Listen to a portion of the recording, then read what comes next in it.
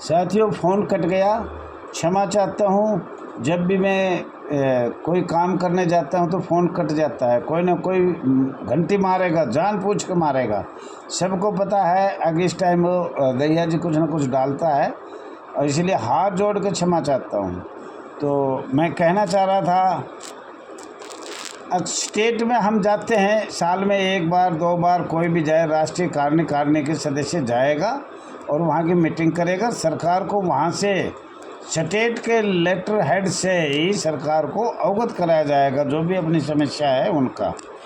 परंतु राष्ट्रीय लेवल की जो मैं बात करना चाह रहा हूँ, all India home guard welfare association संघर्ष रोड से भी, कोर्ट से भी, माननीय मंत्रियों से भी, हर तरह से कर रहे हैं। पूरा भारत कर रहा है, एक अकेला मैं नहीं हूँ।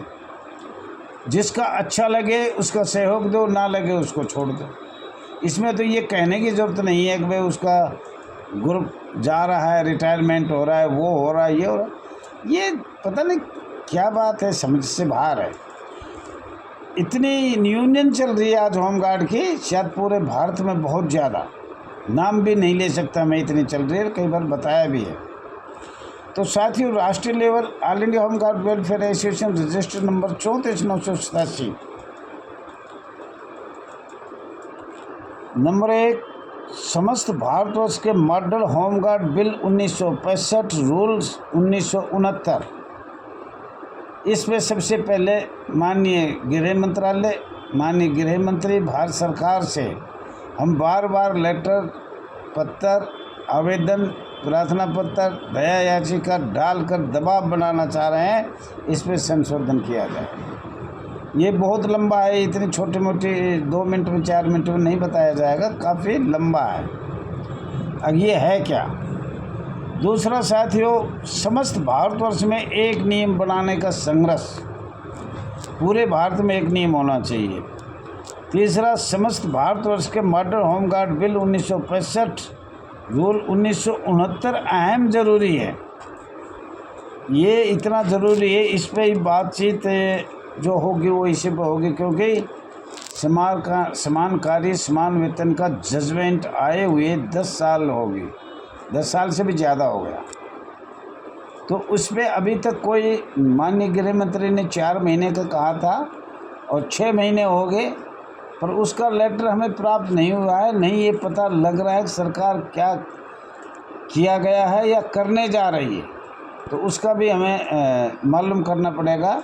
और जंतर मंतर पर साल में 3 ही मीटिंग हो पाती है, वैसे तो 2 होनी चाहिए, पर हम 3 कर लेते हैं।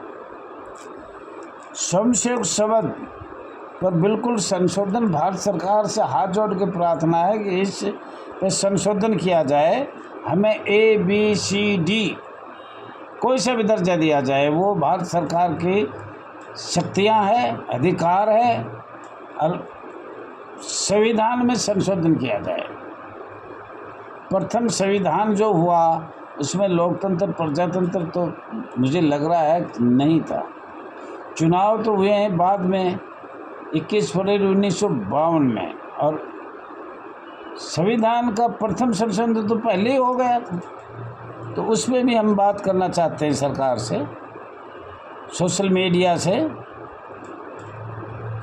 सेवा मुक्त भारतवर्ष के सभी जवानों को, जो भी सेवा मुक्त कर रखे हैं भारतवर्ष में, उन सभी जवानों को बिना शर्त बहाल किया जाए 60 साल तक। ये भी हमारा संघर्ष है। बहुत लाखों होमगार्ड जवान, महिला जवान रोड पे खड़े हुए हैं और जिला कमांडेंट की तानाशाही चल रही है, और ऊपर माननीय पुलिस वालों की तानाशाही चल रहा है। और इससे ऊपर भारत सरकार को हमें संविधान से वंचित किया, अनुच्छेद 14, 23, 19 उनसे भी वंचित रखा, और बहुत से हम अब जल्दी ही बताएंगे।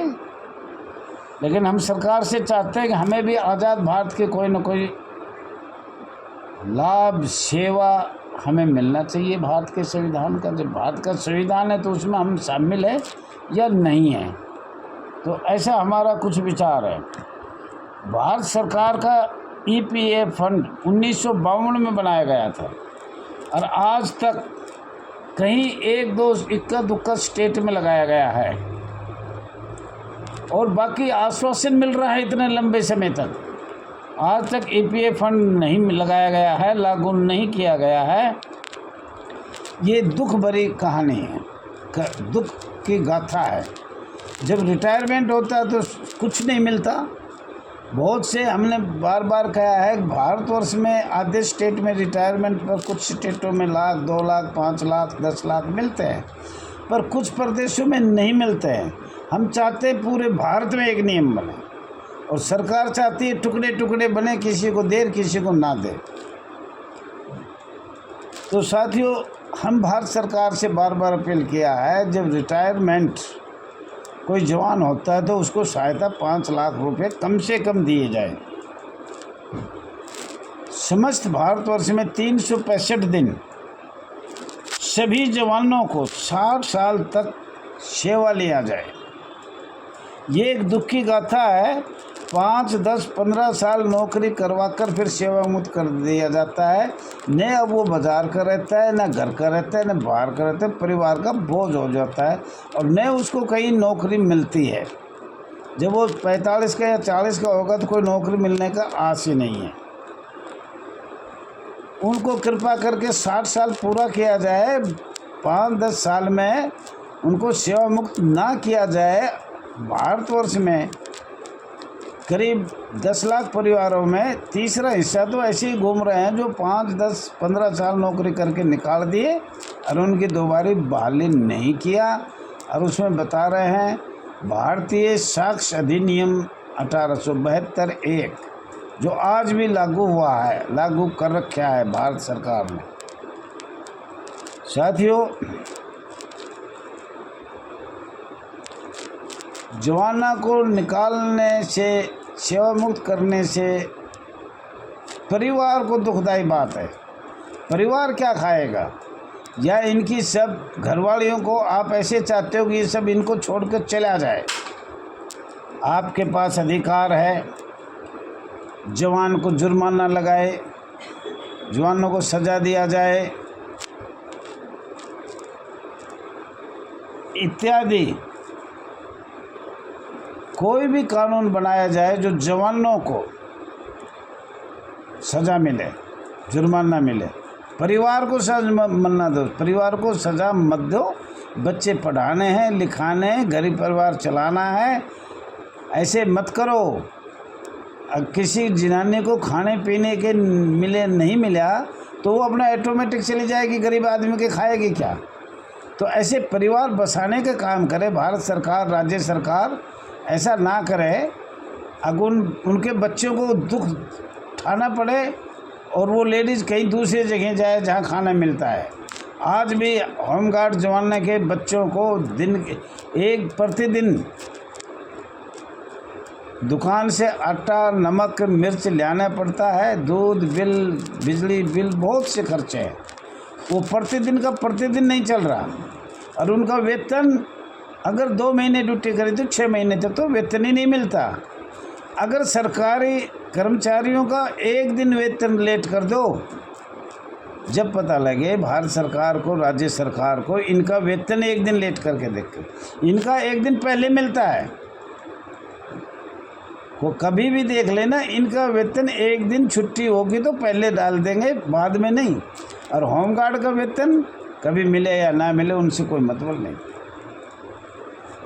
तो साथियों, ये बात हमने बताई।